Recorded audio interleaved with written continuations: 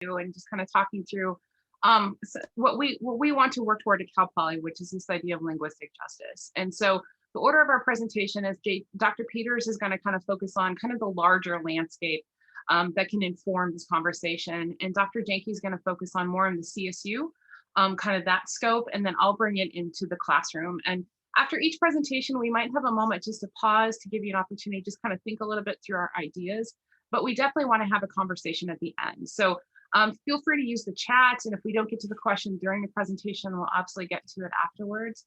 But yes, we'll go ahead and get started. It's so nice to see all of you, and I'll turn it to Dr. Peters. Hey, thank you. Hi, everybody. I'm Dr. Peters. I'm a assistant professor of English here at Cal Poly, and I will be coming in as the writing director, composition coordinator in the English department starting next year. So I'm going to go ahead and share my screen and start my slideshow here.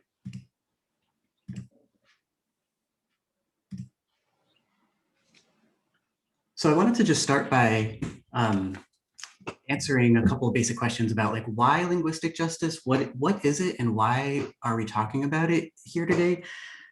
So I'll try to be as brief and concise as possible as I go through some basic points. There are well-documented racial disparities in educational outcomes in terms of access, retention, and graduation through all levels and all sectors in US education. And that's true here at Cal Poly as well. First-year writing requirements often pose a major barrier to access in higher ed. So students' ability to pass their first-year writing requirements in a timely way impacts their ability to get into college in the first place and make timely progress past the first year towards their degree. I like to think of a lesson that Ibram Kendi, the author of How to Be an Anti-Racist, taught me, that when your data shows that there's an economic inequality, he said, we always look for the economic policies that are leading to that inequality. And when the data shows a gender disparity, we look for the gender-based policies that are creating that disparity. And so if there are racial disparities in our data, we have to acknowledge the race-based policies that are producing that disparity. And so the concept of linguistic justice, I think, is a useful way for us to be able to examine how race impacts English instruction and how inequities are built into writing and literacy requirements in US education so that they contribute to producing the racial inequities that we see in the data. Viewing the writing curriculum through the lens of linguistic justice reveals three key areas that are impacted or inflected by racial experiences. And so I'm going to talk about one of those, which is large social and cultural attitudes towards the idea of language standardization and English monolingualism. And then Dr. Janke will talk about some of the institutional mechanisms that are in place at Cal Poly for sorting language diversity and language difference into different programs and courses and writing placement. And then Dr. Helmbrecht will talk about the third area, which is what happens in the classroom with the way language is judged and assessed through writing assignments and grading and teacher response. So what is linguistic justice then? There are four things that linguistic justice helps us recognize. First is that the impact of systemic racism on language education. We need to move away from talking about just standard written English and towards talking about white language supremacy and understanding that language standards are part of how white supremacy was produced in the United States. And what we think of as standard written English very closely resembles an idealized form of white speech. And this is, sociolinguistic research has demonstrated this for decades. I like to think of this quote from April Baker Bell in her new book, Linguistic Justice, that by linking the racial classifications Black and white to language, I am challenging you, the reader, to see how linguistic hierarchies and racial hierarchies are interconnected. That is, people's language experiences are not separate from their racial experiences. Indeed, the way a Black child's language is devalued in school reflects how Black lives are devalued in the world. Similarly, the way a white child's language is privileged and deemed the norm in schools is directly connected to the invisible ways that white culture is deemed normal, neutral, and superior in the world. A second element of linguistic justice is recognizing that students already own deep and rich resources for communicating. The classroom tends to separate language use from home languages into home languages and public languages. But that reproduces some problematic dynamics that just end up reproducing this problematic white language standard. And we could recognize that really rich, complex language forms happen all across society in all sorts of institutional and non-institutional ways. And we could start bringing that into the classroom more thoughtfully and responsibly. A third recognition is that language is always a part of society, that it has ties to family, identity, culture, our sense of community. We can't just isolate language in the classroom as being something separate from these things, but we have to look at the way it's interconnected to all of these things. And a fourth recognition that linguistic justice enables us to make is that there are clear social and cognitive advantages to knowing more than one language and language variety. And for this lesson, I refer to the work of Ofelia Garcia, professor at CUNY Graduate Center and one of the leading scholars on bilingual literacy and the idea of translanguaging. She points to some clear demonstrable advantages that come from being bilingual or from knowing how to move across language varieties in different social contexts, such as just your awareness of language, to be able to have an ability to look at language meta-linguistically and understand that language means and does different things in different contexts. And the ability to understand multiple ways of looking at something at the same time through your ability to understand it through different language frames. So those are the sort of like big things that linguistic justice, I think, helps us account for in writing and writing instruction. I wanted to just close by pointing out some of the institutional history of English as a program, like the way that English has been taught and designed into curriculum. We don't usually think about the history of English as a subject. We don't really talk about the history of English as it developed as a language from Old English to Middle English to Modern English.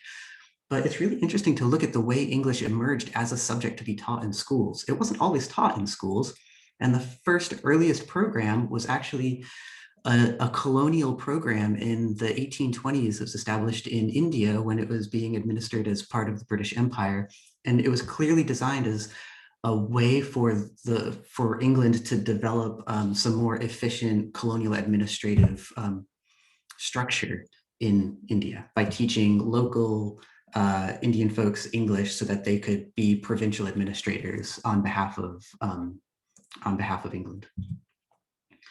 And then 1860, the University of Aberdeen in Scotland, a similar dynamic, but just within the British Isles, to create a more homogeneous education and cultural experience between Scotland and England that promoted British London metropolitan varieties of English usage as being a standard for the whole British Isles, and suppressed Scottish, Gaelic, Celtic languages within the British context itself. And then in the US context, we tend to make our history of English language instruction Harvard-centric, and we look at the role of Harvard in the 1860s in developing the first-year writing program in US higher education, which ignores a whole host of other institutional formations that actually impacted a racist construction of an English language standard, such as the anti-literacy laws in the slave states and before the Civil War, the implementation of an immigration literacy test to keep out Europeans and Chinese immigrants prior to the 1924 immigration reforms, the development of segregated schools in the southwestern US for Spanish English bilingual students, and foreign language prohibitions in public schools in the 1920s, and the operation of BIA Indian boarding schools through much of the history of the United States. All of these are additional institutional forms of language use, teaching, and standardization that tend not to be accounted for in the way we talk about the development of English in higher ed. And if we can move away from that Harvard-centric model and start to be more inclusive of these exclusionary, segregated schooling systems, and look at how language varieties develop across different contexts, we can begin to move away from this unjust history. I want to end with just a reflection checkpoint that just asks you to keep in mind as we move to the next portion of our presentation. Some of the things that what I've just presented to you kind of lead you to think of. What idea is most on your mind right now? And how does knowing that institutional history of English language instruction impact how you think about writing requirements in your own education? And with that, I want to move on to Dr. Janke's portion of the talk. Thank you so much.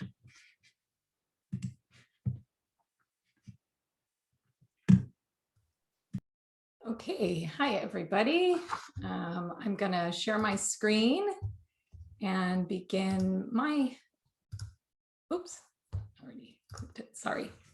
Okay, my name is Dr. Dawn Janke, and I'm the Executive Director for Writing and Learning Initiatives here at Cal Poly. So my role on campus, especially around writing, really is connected to placement. So English placement for our incoming first-year students, as well as the coordinating the graduation writing requirement. So sort of the placement and the exit, and how writing skills play a role in that. And then also the in between those is the writing support services that my office delivers. So very happy to be here with you and with Dr. Peters and Dr. Helmbrecht to talk with you about linguistic justice. As Dr. Peters pointed out, language and literacy have long been means by which individuals are colonized, categorized, classified by dominant groups. And in the United States post-secondary school context, students with diverse language backgrounds have been significantly impacted by educational policies, practices designed to what we used to say remediate what is perceived as an inability to meet sort of those singular white English language standards. Specifically in the late 1970s, out of concern for students' deficient writing skills and really in response to an increase in college enrollment by students from minoritized groups, college readiness in English became really central to the admissions process. It was during that time that the California State University system instituted its Executive Order 665. That was in 1977. And it mandated campuses to determine competence in English, both for incoming and then graduating students. So hence the first year placement and the graduation writing requirement. So in short, this executive order called for campuses to sort students based on their languaging. And so for the next few minutes, I'm going to share with you how linguistic justice or injustice has played a role in placement and preparation in the GWR and in writing support services. So for incoming students, placement practices initially relegated domestic and international multilingual students to basic skills courses and/or required them to engage in one-to-one writing tutoring concurrent with their first-year composition coursework. Students were singled out as needing additional coursework or supplemental learning support based on an English placement test that disproportionately assigned remediation to historically marginalized students. The remediation consisted of non-credit bearing coursework that in some ways stigmatized students and definitely slowed down their degree progress. As placement practices evolved, a required summer reading course was also introduced to give students an early start to college composition through 15 required hours of writing practice. Despite the department or the English department's attempts to do no harm in response to these CSU placement policies that we've inherited, I would say remediation really remained a stain on our institution until 2017, when the CSU sort of proudly announced no more remediation at the Cal State campuses. At that time, campuses moved to a multiple measures approach to placement. But I have to say it's important to note that while the 2017 executive order on multiple measures ensured that any additional coursework in which students were required to enroll to better prepare for writing success, it was credit bearing. But really the placement practices were still sorting students based on language difference. That sorting is now done through GPA, standardized test scores, and high school coursework, but none of that is neutral. These sorting tools are inextricably linked to socioeconomic status, resources at the schools at which students attend, and also students' language practices. So one way we're combating the placement systems we've inherited is by moving towards a guided self-placement approach to first-year composition that affords students the agency to determine their own placement after engaging in critical reflection about their English academic experiences. So this is going to be an important step towards linguistic justice for our campus, something we're just initially engaging in, but stay tuned for that. So sorting also, sorting based on languaging has also occurred at the upper division through the GWR, the graduation writing requirement. So whether students attempted to fulfill the requirement through a course or through the writing proficiency exam, for many years, language difference played a significant role in pass rates, particularly given the timed nature of the exam. While the WPE offered extra time to multilingual writers, for example, and there were specially trained evaluators to consider students' diverse language backgrounds when scoring exams, the high stakes test especially impacted second language and multilingual writers who at times struggled to respond to the US-centric prompts in a timely manner. While we would invite students to denote their language diversity so we could account for it when evaluating the exams, students were often reluctant to do this for fear of implicit bias and other negative consequences. In 2018, the GWR moved away from timed exams in the classroom context and more recently shifted away from the WPE to a portfolio method of writing assessment. While these programmatic changes aren't necessarily an intentional response to linguistic injustice, this is an example of how the university is responding to policies and practices that really intertwine with languaging and affect minoritized students. Another way the university makes a conscious effort to enact linguistic justice is through its writing support services.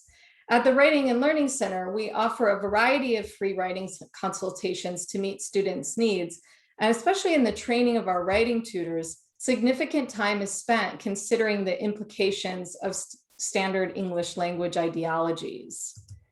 Tutors are trained to center students over the academy by recognizing the complicated relationship writing centers have with academic literacy and question to whom we are accountable in the center. Through readings and activities, tutors are encouraged to develop and enact a critical consciousness in their one-to-one writing consultations. For example, they grow to understand how the myth of a standard English language and the center's goals to make better writers actually reproduces a colonialist paradigm. And they consider the human consequences of being changed by academic discourse.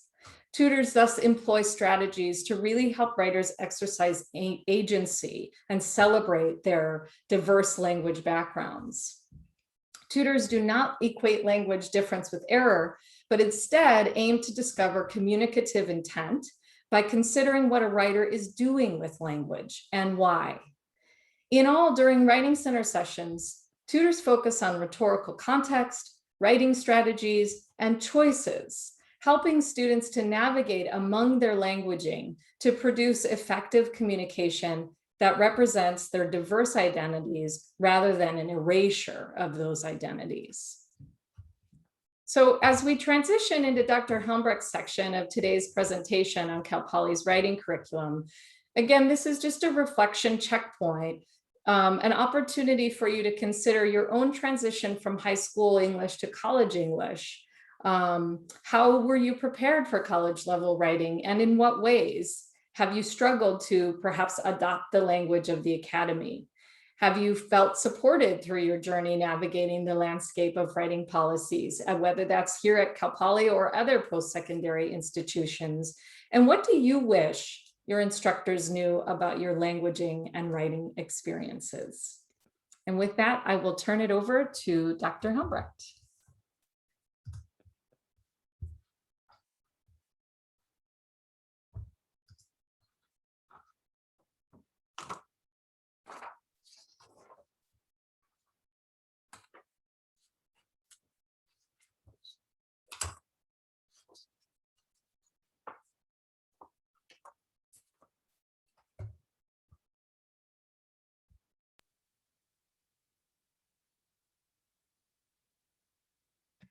Dr. Helmbrecht, I think you're muted. Definitely am. Thank you. Okay, I'm going to start again. So what we want to convey in this presentation is that when students walk into an English 134 class or 145 class at Cal Poly, there are all these forces that come together to shape their experiences in that class. And these forces are often invisible. The students don't necessarily know what's happening at the CSU level. They don't necessarily know what's happening throughout the institution at Cal Poly. And I think this is not just true of students. I think sometimes even faculty or teaching the courses are not necessarily aware of all the forces that are coming together. And I think it's definitely true that faculty outside of the department are not necessarily aware of all the things that are shaping the curriculum students experience or the ways their writing is responded to. So let me see here. Okay, so I'm starting here with the sentiment that I received from a student who I taught last quarter. In a cover letter she submitted with an essay where I asked them to reflect upon what they just wrote, she said, although something I've always struggled with is just my writing in general, I have been told I write too much like I speak. And this is something I've tried to work on. So I really want to complicate this idea. Like this assumes, and the student seems to assume, that there is something wrong with the way they speak. And I want to understand like what assumptions are embedded in this belief, and how have those assumptions been reinforced by the way they've experienced writing within Cal Poly or perhaps in other institutions. So I want to focus again on what the status quo in some writing classes is. So Dr. Peters focused on ways we can think about linguistic justice. And so as we move towards linguistic justice, we also have to understand the experience some students may be most familiar with. So sometimes there can be an overemphasis on error and correctness. And I would say this is not just in the English department's writing classes, but in writing classes across Cal Poly, I think. And I think sometimes faculty will say, if students can't use punctuation correctly, they shouldn't pass the paper, or just reducing a really complex act of writing into something very small and microscopic in terms of the entire intellectual endeavor that is writing. Students may experience devaluing of their own literacy practices, you know, how they use language in other environments, how they've maybe been encouraged to write in other environments. And sometimes these practices are defended based on based on what other people think will protect students. And so we'll say, well, I have to assess their writing in this particular way, because if they move into the workplace or if they move into a different class, they're going to be punished. And so, or their writing is going to get a poor grade. And so by my teaching this way, I'm protecting them. But I would argue that you're actually defending an institutional practice that itself needs to be questioned. And often there's no interrogation of language values within the academy or within academia, like such as standard American English, what Dr. Peters was also referring to.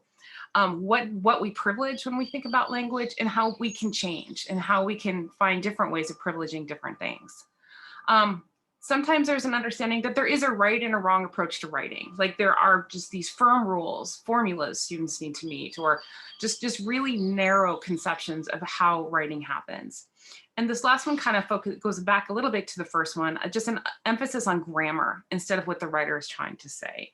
And I think grammar comes up again and again because it feels right and wrong. You're like, okay, so I know where a sentence starts and stops, so I can mark that. It feels concrete. Whereas actually engaging with someone's ideas and engaging with the way that they're communicating, the way that they're expressing themselves can feel, maybe some people might say, a little bit more subjective. But I'm not entirely sure that's true. I think it's a way of just kind of defending a practice. Sorry. Okay.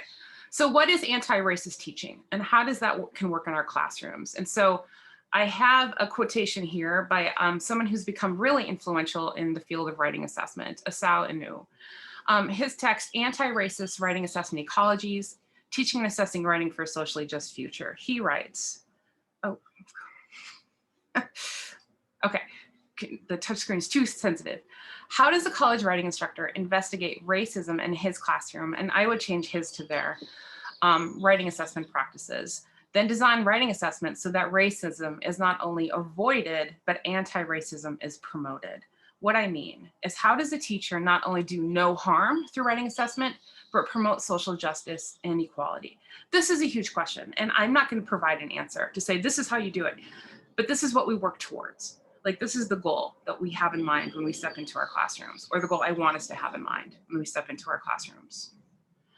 So when we step into a classroom and we shape it, we have to talk about the CSU Executive Order 1100, some of the policies that Dr. Janke was talking about. We also have general education Area A outcomes that every faculty member is responsible for accomplishing. And then there are class outcomes. And so all of these things are layered when when a faculty member steps into a classroom. These are all the things we have to account for. And so if we can reshape these elements, the executive orders, the outcomes, the class outcomes, with linguistic justice in mind, I think we could reshape the class. But this is a process. This is hard to do when we have all these constrictures kind of shaping things. But this is also places to push back against and to find a way to rethink the way we approach writing instruction across the campus. So here are ways that we can kind of start to approach this. Some of the things we're already doing at Cal Poly is we have a common curriculum in our English 134 class because we want to ensure students have an equitable experience across sections. This also ensures when students move on to later classes that we know the skills that we can continue to build on. But we also are hoping that students have some common experience within these courses that can kind of tie things together. And so if we take linguistic justice and build that into the curriculum, we can kind of assure that this will happen across sections. And so, like, for instance, in fall, we offered, I think next fall, we're going to offer about 50 sections of English 134. So that's a lot. We have thousands of students moving through these classes. And if we can have these thousands of students cued into this idea of linguistic justice, bring that conversation into the classroom, that conversation can then slip out of the classroom into other elements of their lives and maybe into other elements of writing instruction that they encounter.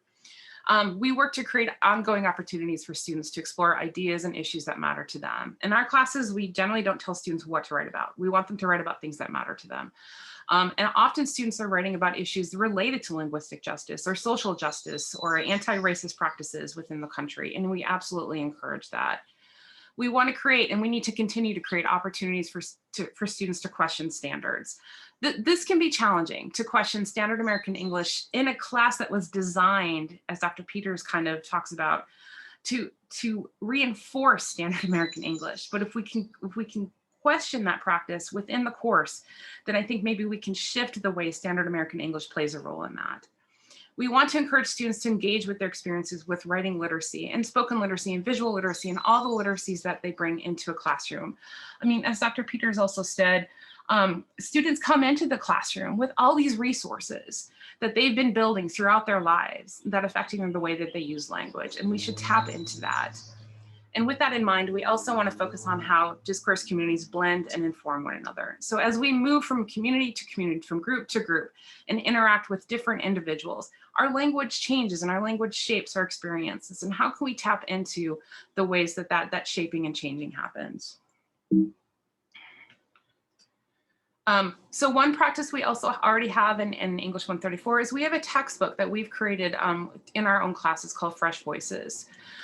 This text is a text that's used in all English 134 classes, and it's comprised of essays written in English 134 from the previous year's students.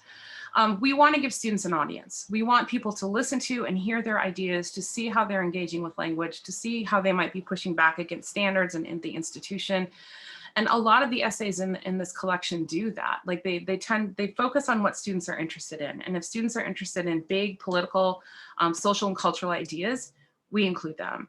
And we want students to have access to different ways of communication, how different students are navigating language standards. So responding to student writing, how student writing is assessed. It's part of the ecology of the classroom. And this is what that quote earlier that I was hinting at. So how do we build the ecology of the classroom? We build it through the reading selections, what students read. Do we give them an opportunity to engage with different perspectives, different voices, different uses of language? The genres that students write in, how did the genres move from between different discourse communities and different purposes? We give students an opportunity to collaborate, to work together so that they can build something that they all feel kind of attached to. The assessment of writing. When are we reifying practices that we should actually be questioning? How can we kind of navigate that? Because that is challenging. Even the classroom structure. Does the instructor kind of de-emphasize their presence in the classroom and turn that power back to the student? So the students' voices and the students' writing are really the primary text in that class. Do we have low stakes and high stakes? Low stakes assignments give students an opportunity to play, to try risks, to challenge without necessarily being penalized because they didn't do it right. Like, no one's gonna, take a risk if they think that risk is gonna be high stakes and if they don't perform perfectly the first time. We wanna create opportunities for students to push themselves and to challenge and to question the standards. And again, like the last one, we want risk taking. So those two are definitely related. And we want to meet students where they are. What practices and what understandings of language are they bringing into the classroom with them, and how can we tap into them? Classroom policies. Do we design policies that account for students' complex lives? Do we approach our students with empathy and kindness as we think about how they are navigating the university? And even things like document design. Do we create it in a way, do we use universal design properties so students can navigate through the materials that we provide them and use those materials to help ensure their success in the class? So this is a lot. We provided a lot of information to you. But so my checkpoint here is just to maybe think back a little bit to your experience with writing. What kind of classroom ecologies, what kind of practices maybe help you thrive and grow? And if you haven't quite encountered the practice that you think would have been helpful, it's helpful for us to know that too. So with that, I think we'll end kind of our presentation and move to hopefully some discussion, because we're very interested in what's on your minds and what stands out to you as we've been talking today. But I know that Dr. Peters and Dr. Janke, if there's anything you want to add, go for it now.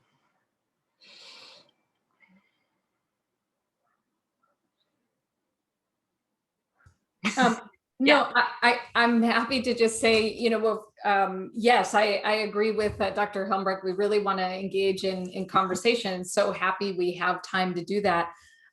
We do have some ideas for some calls to action, that we can engage in, but, I think maybe we can sum up the presentation or conclude that way and really first engage in conversation and then sort of offer some parting suggestions.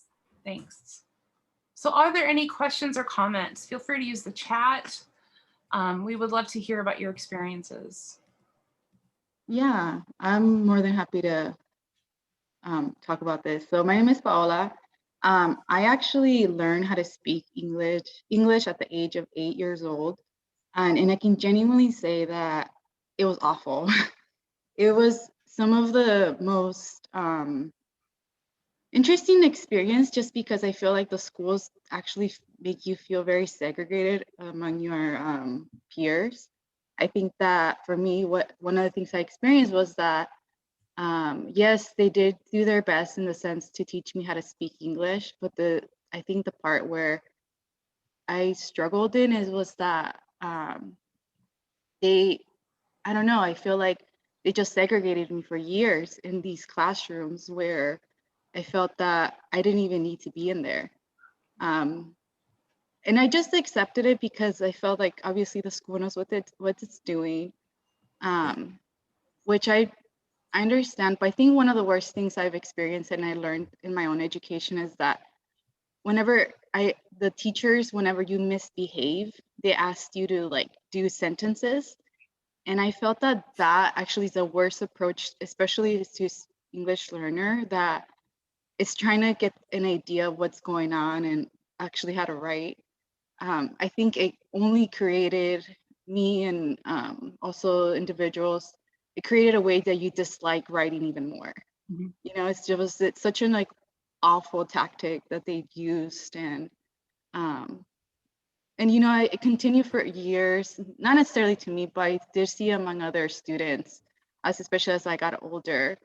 Um, like I can genuinely tell you that they also made me feel very ashamed to speak Spanish, which honestly, like now I'm okay with because I think it's such a benefit to have in the world, and especially in the workplace. But yeah, like I think that what you're speaking is definitely something that happens on a daily basis, especially among anyone that does not speak English as their first language. And I think like another thing that I have experienced to this day is that whenever I write in English, they tell me you stop writing in Spanish. You're writing in the format as Spanish speaker, which honestly I did experience times at times where they would ask me to rewrite my papers just because the way I was writing, it was in, like, I guess in the same way as Spanish, which I honestly, I remember telling a teacher, I just feel like my head, my brain kind of directs me that way. And as much as I attempted it time and time, I got better at it, of course, but I can say that it wasn't something that just is easy to pick up right away. Um, but yeah, I mean, I think for me, that's where it came also that experience really taught me how to support students because I know there's many students, not only that speak Spanish, but also other languages that struggle with learning how to speak English and write it, which is honestly, um, is not as easy as people may think. Absolutely. Thank you so much for speaking, Paula. That was, Yeah, thank you, Paula. I mean, when we walk into our classrooms, we know that there are students such as yourself who've had these experiences. And how can we want to find a way to make them comfortable in the classroom so that they can engage with their multiliteracy and see that, like you said, as an asset, as something that's just this amazing quality that can inform their writing in unique ways. So thank you so much for sharing that. And I think those are the very things that we want to kind of tap into. Yeah, these kinds of language segregation experiences, these are exactly the things my multilingual writing courses, English 133, English 312 here at Cal Poly, I hear similar stories from so many of my students and their literacy experiences. And so instead, I try to help them find ways of going out of the classroom and looking at the area, like where they found language and communication, like meaningful experiences with that in their other community contexts that weren't school-based. Because I really believe what Ophelia Garcia says, that there's so much rich languaging and communication abilities that my students have. It just doesn't happen in school because the school structure suppresses it and doesn't teach it, like the experience that Paula shared. It's often a disciplining kind of experience.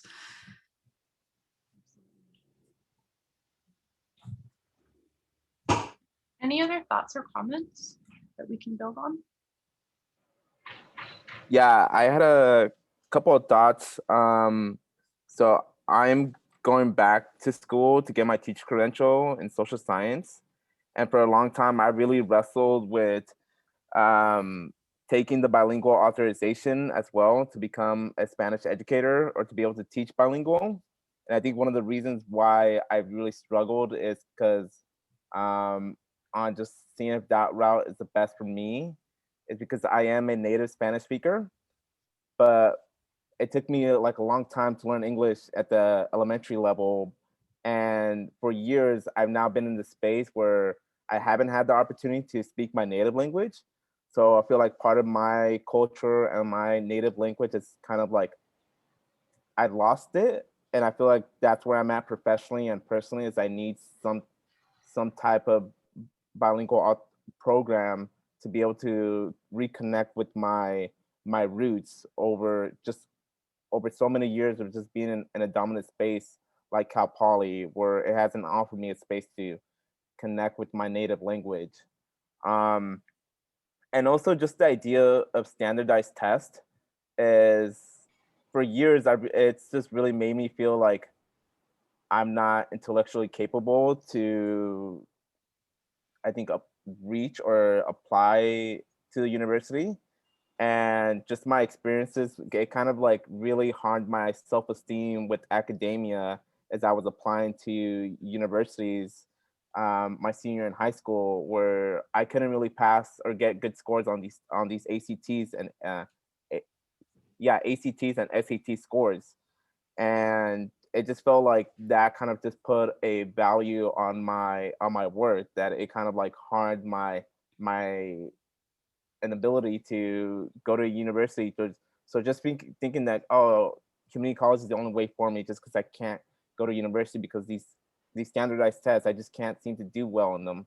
And I just noticed that, yeah, like I really want academia to get rid of standardized testing, just because they harm so many people, and majority has been low income students. And I just saw the UC system get rid of standardized testing, but I want the CSUs to be there as well. I know they got that they kind of are not offering it for next school year, but I'm hoping that they can get rid of it forever, just because, like, yeah, it is kind of very harmful for students. And I think it places a lot of doubt, like, I think a standardized test has been harmful to people's value and self-worth, and their ability to reach higher education. I mean, I'm nodding because I agree completely with you, Oscar. I think tests and these kinds of tests you're referring to are very exclusionary. Like, we know this. Like, this isn't even a question. We know this. I think that's right, Audrey. Actually, it was created by a white eugenicist. I think that's correct.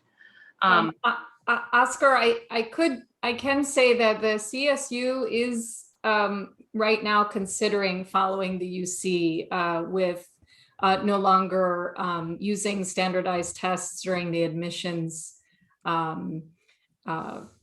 practices. So it isn't confirmed yet, but at least it is something that they're engaging in, which I think is positive, and I totally agree with you. So I've been happy to hear that they're considering that. So yeah. And your point, Oscar, about Cal Poly not necessarily providing the spaces where you can engage with your language and your linguistic practices, and in a way that will help you feel like your experiences are meaningful, is a huge problem.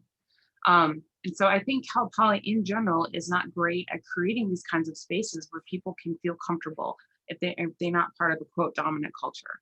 And I know I'm not saying anything particularly revolutionary there, unfortunately, but I other than nodding with you, I agree with everything you just articulated. Thank you for sharing. If I could talk for, please. I guess one thing that I've dealt with a lot, I didn't go to Cal Poly, but having learning differences and like ADHD and I don't have dyslexia, but my brother does, and having to write in college was very, very difficult because my brain just didn't work the same way that other people's did. And so especially like when you are trying to write an essay that's, logical, it's not always possible. So I was just wondering what you guys thought about learning differences and that sort of thing, and how that impacts writing. Absolutely. Jay or Don, do you have any thoughts? Yeah, well, the first thing that I think of is that writing is a form of design work. It's not, and I don't, but my son does some really amazing work in audio, video, technology stuff, camera, like photography and filmmaking, music. He's not like a great reader and writer. He kind of avoids that as much as possible. I think there's so many like opportunities to sort of design and create texts that aren't just like this narrow form of literacy that's the one sort of like standard form that's valued and taught in school. And writing classrooms could actually be more like design classrooms that teach students how to compose texts across all kinds of media that are actually more meaningful and have much more like life to them and circulation capacity to them. Like they have more of an ability to reach audiences than just like a written essay does. So that's what I think of first, Audrey, when you mentioned that, is that that often that experience that you're describing is kind of a function of the very tight constraints that are put on how we think of literacy as just being this one printed form of written text versus thinking of it more expansively as design work across lots of media. Yeah, and I guess I'll just add that I think, that's definitely an area where, again, we really need to put some focus just on celebrating our neurodiverse writers, right? Really, trying to understand better, again, what they're doing with language and why, and really supporting, supporting those neurodiverse diversities. So thank you so much for bringing that into this conversation. I think it's an important aspect. Yeah. And I mean, one thing I can add, just, thinking of myself in the classroom, and I want to hit, let me phrase that. I want to work with students' neurodiversities as many ways as I can. And I feel like I'm better equipped to do that the more I get to know my students. And so I'm constantly telling my students, if there's an element of class that's not that working for you, you're not connecting with, you struggle to engage with for whatever reason, tell me. And I will find a way. I'll find a way to work with you, and I'll find a way to make sure these ideas are being communicated in a way that you can engage with and understand. And so I think sometimes just making sure that line of communication is open with students is incredibly helpful. So that's just my personal experience. And so the more I know about my students' abilities and challenges, the more I can work with them and adapt my classroom to meet their needs. Could I ask maybe a more specific question to like reviews? Because I know, it from learning with Dawn, like back in the tutoring, center, like back in the day, that we learned to kind of maybe devalue grammar a little bit in our instruction and focus more on content or, argument delivery. But that's difficult to navigate when we're trying to, present that we have a good balance of, yes, I'm commenting on grammar, and I'm also commenting on, content for our reviews. And I don't know if you could maybe speak to like how we might navigate that in the future, because I know that's the sticking point right now. I mean, I can say when I work with faculty, I don't talk too much about grammar mechanics. Sorry, the trash truck is outside. If you can hear the noise, I apologize. I don't talk too much about grammar mechanics. I do talk about style, and I do talk about like focusing on expression, like how students are communicating their ideas and how the way they're communicating ties into the content. And so like that's the focus I tend to take and say, so not so much that students have a lot of mistakes in their paper, but how can we help them see like different ways of conveying their ideas to their readers? Like they might be losing a reader because a reader has a particular expectation that's necessarily not being met in the text, or how do we shape a reader's expectations in a particular way? So that's kind of how I might frame it to my students, especially, and then help my other faculty see that is why I'm framing it and why I'm framing it that way. So Beck, I'm not sure if that fully answers your question, but that I think there's more, there's less a sense of right and wrong there. It's more about writers making choices. And so I kind of work with my students to understand the choices that they're making in the text. And some choices are maybe less or better, more effective than others, and just trying to help them navigate and then try to make that known when I respond to their papers that I'm reading it through that lens. That's a great question. And these are the questions we want to keep asking as we move the program in this direction. And so we're not there. We haven't fully, developed linguistic justice at Cal Poly, but this is where we want to go. And we can't ignore that there are dominant codes, that there are codes that have a certain amount of cultural power that are going to grant access. If you have like the ability to master them, that they will grant you access to opportunities. But I don't think that the writing classroom has to be just about acquisition, like unproblematic acquisition of those codes. I think the writing classroom could be a critical space for examining where these codes come from, why they exist, why they carry such power, and opening spaces for us to tell the kinds of stories that some of which we're hearing today about the impacts and the consequences of those. We don't have to, you know, we can learn to do something because it benefits us, but also recognize the injustice of that, and that is something that needs to change going forward. We can't just change it all at once in the classroom, you know, by virtue of a specific kind of assignment design, but we can just start changing the conversations that we make space for in the classroom so that it becomes more problematic to just adopt those codes without questioning them.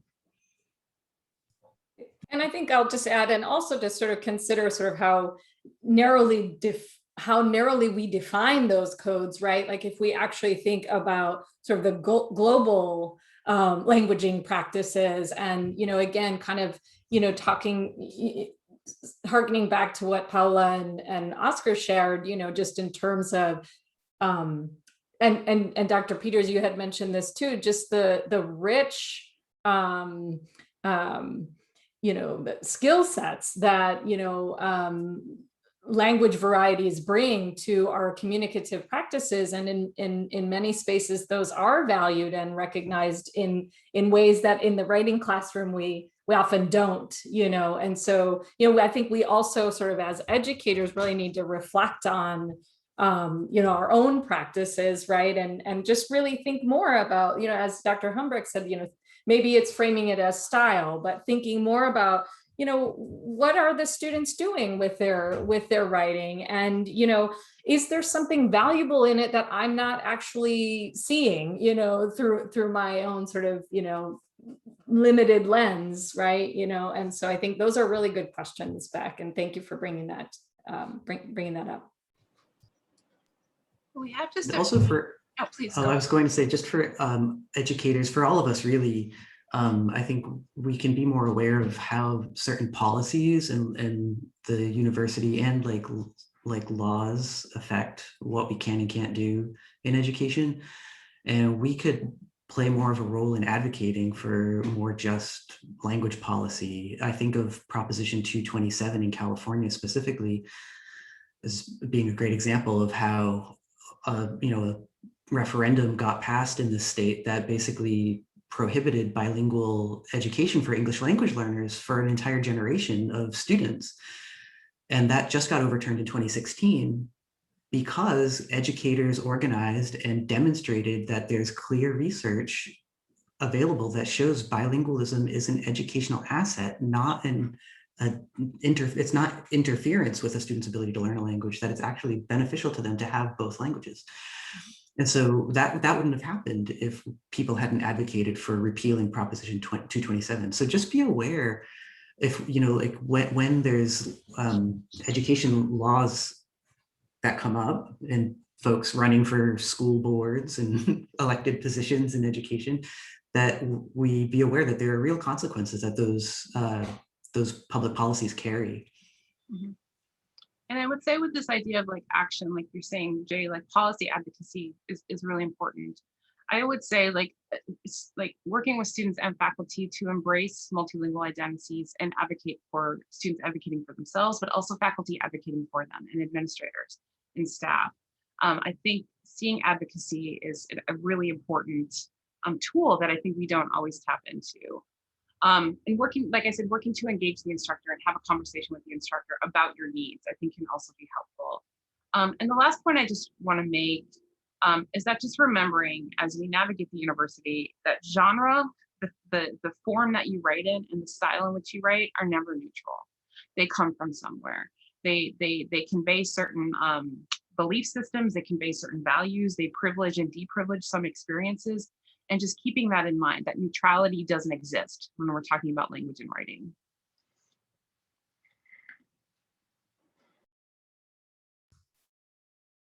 I will say too, I think, you know, in terms of just, you know, doing language difference, you know, in the everyday, you know, I really would encourage students to sort of embrace their language identities and, you know, think about ways that they might represent themselves in their texts and work with their faculty to sort of, you know, figure out ways to do that effectively, right? And not in that sort of erasure kind of approach.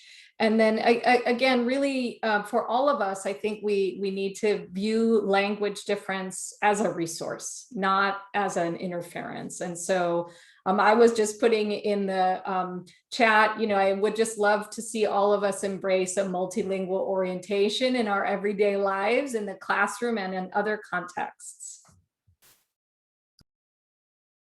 Jay, do you want to end by talking about the digital archive?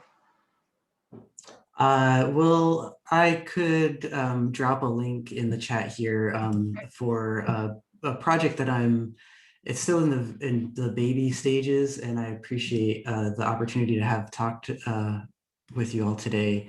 And I hope that maybe this will be an opportunity to continue the conversation once this develops.